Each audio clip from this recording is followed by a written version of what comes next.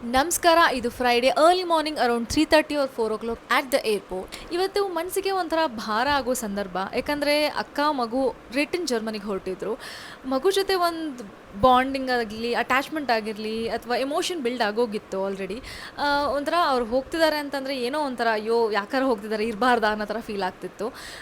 ಏನೇ ಸ್ಟ್ರೆಸ್ ಇರಲಿ ಅಥವಾ ಮೈಂಡ್ ಒಂಥರ ಹಿಂಸೆ ಆಗ್ತಾಯಿದ್ರು, ಮಗು ಜೊತೆ ಒಂದು ಸ್ವಲ್ಪ ಹೊತ್ತು ಆಟಾಡಿದ ತಕ್ಷಣ ಚೆನ್ನಾಗಿ ಅನಿಸ್ತಿತ್ತು. ಎವ್ರಿ ಮೂಮೆಂಟ್ ಅವಳು ನಗ್ದಾಗ ಸಿಕ್ಕಾಪಟ್ಟೆ ಖುಷಿ ಕೊಡೋದು. ಬಟ್ ಅವ್ರಿಗೆ ರಿಟರ್ನ್ ಹೋಗ್ತಿದ್ದಾರೆ ಅಂತಂದರೆ ಅದು ಸ್ವಲ್ಪ ಬೇಜಾರಾಗೋ ಒಂದು ವಿಚಾರ. ಇನ್ನೊಂದು ಅವಳು ಮಗುನ ಇಟ್ಕೊಂಡು ಅಷ್ಟು ಲಗೇಜ್ನ ಇಟ್ಕೊಂಡು ಹೇಗಪ್ಪ ಹೋಗ್ತಾಳೆ ಅನಿಸ್ತಿತ್ತು. ಬಟ್ ಮಗು ಏನೂ ಹಿಂಸೆ ಕೊಟ್ಟಿಲ್ವಂತೆ, ಫ್ಲೈಟಲ್ಲಿ ಆರಾಮಾಗಿದ್ಲಂತೆ. ಅದೊಂದು ಖುಷಿ ಕೊಡೋ ವಿಚಾರ.